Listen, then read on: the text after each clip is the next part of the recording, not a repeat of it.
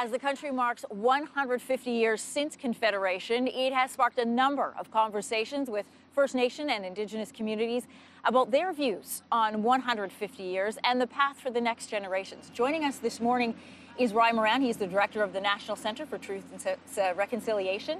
We have Cindy Blackstock, who is the executive director of the First Nations Child and Family Caring Society of Canada.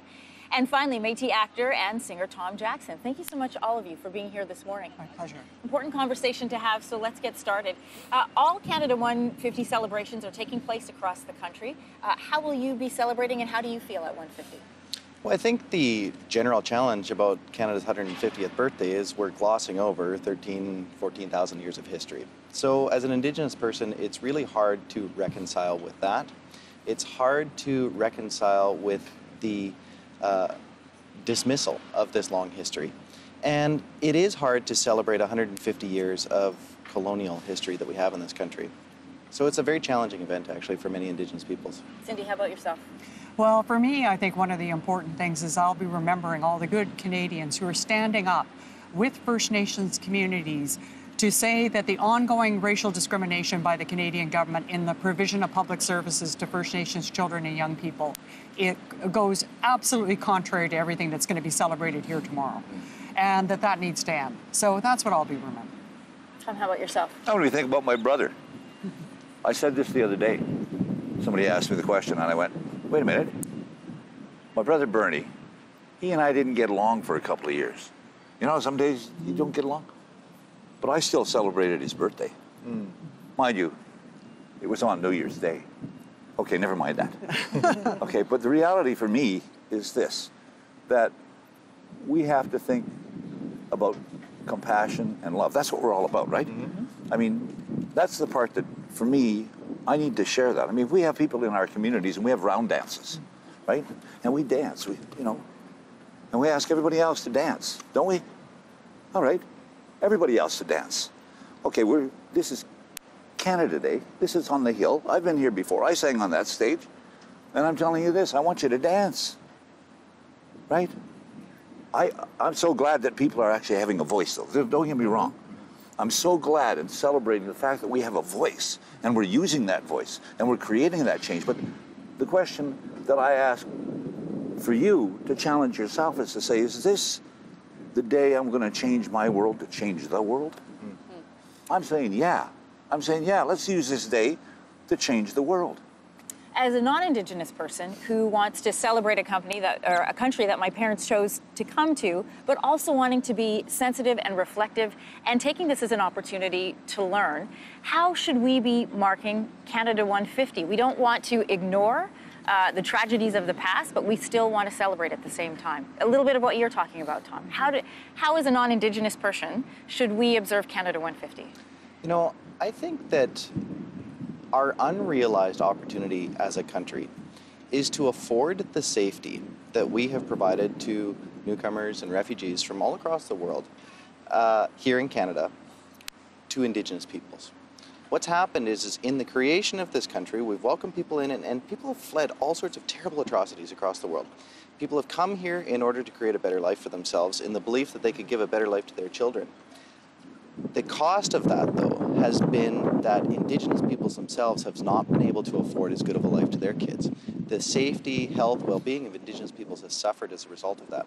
So we can celebrate the fact that we've got something special here, but we've got a long ways to go to make sure that Canada is fully equal, fully just, and inclusive of all members, especially the original inhabitants of this land, in safety. You bring up a really good point, Ryan. I've been thinking a lot about this over the last couple of days. You know, we're known around the world for welcoming people in, but how well are we taking care of our Indigenous people here at home? When you see things like increased suicide rates, the fact that there's not drinkable water for some of our Indigenous peoples. I mean, these are atrocities that some people flee to come here to Canada, yet it's happening on our own soil. Yeah, and there's things people can do about it. I think that's the important thing to realize. And the word Canada actually is a gift from First Nations peoples to this country. When people say Canada, they don't realize it is a First Nations word that means village. And when we live in a village in the company of one another, we need to look out for each other's well-being and fairness and equity and justice. And so on the Caring Society website, we have 7 free ways to make a difference in under 2 minutes. So people can spend Canada Day doing that, and then the rest of the time they can celebrate with their families and friends. We focus a lot on what happened on the past. I want to take a minute to look towards the future. We talked to the Prime Minister earlier this week.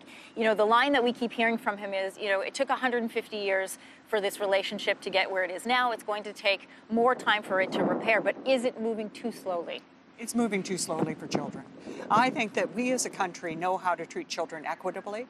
And the problem with this kind of, 150-year approach is that children's childhoods are not that incremental. They're not put on pause for 150 years. If we don't want to dig a deeper hole, we need to raise a generation of First Nations, Métis, and Inuit children that never have to recover from their childhoods, and a generation of non-Indigenous kids who never have to say they're sorry. There's been the idea floated that we have designated seats for Indigenous peoples in the House of Commons. Would you think that that would be helpful? You know, the whole move that we're trying to make as a country is the realization of the UN Declaration on the Rights of Indigenous Peoples. That is the first principle of reconciliation as defined by the TRC. That UN Declaration on the Rights of Indigenous People recognizes that Indigenous peoples have particular rights, and those rights need to be protected because of the long-standing pervasive abrogation of those rights. So what we need to look at as a society is how to implement those rights at all levels, at all sectors, so that Indigenous peoples have the right to continue being Indigenous themselves, and that the inherent rights that Indigenous peoples have to be Indigenous, to speak language, to have the connection with the land is protected. So that can be through Parliament, it can be through other mechanisms that are very necessary in this state. I want to get your comments on, protests that we saw. We walked right into them, actually. Our crew did the other night when they were trying to set up the teepee just outside of these gates. And late last night, that was moved to the grounds. It's right on the other side of the stage here. What does that symbolize? It's not a protest, it's a ceremonial teepee. And I think what is really important for people to understand is this is Algonquin land, right? They're not going somewhere that are squatting on other people's land. They're actually just coexisting in peaceful and respectful ways, and they're inviting non-Indigenous people to go to the teepee and participate in ceremony.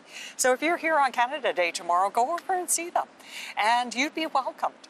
And you would be honored for spending that time in that teepee with those folks. It was, just as Tom mentioned, let's take this opportunity not only to celebrate in your own way, but also to have some compassion and to learn. Yeah, Compassion. Think about compassion. Right? Our flag is compassion and love. The day after, on the 2nd, what are you going to think about? Right? And it's really important to note that Day is going to be celebrated here on the 2nd. We're planting a flag. What are we doing? We're planting a flag that says compassion and love. And I think you have to do more than plant it, you have to wave it. Mm-hmm. And it's really the soul of our existence. It's the soul of our existence. And I think that's the part, for me, that's the part that we should be sharing. I think it's very important for us to send a message to young people that if you're going to get to know somebody, you have to talk to them. Well, right? that's conversations like these. You have to be active, right? You have to talk to them. And that's what young people do today, is that they have the strength, they have the courage, and they make a statement.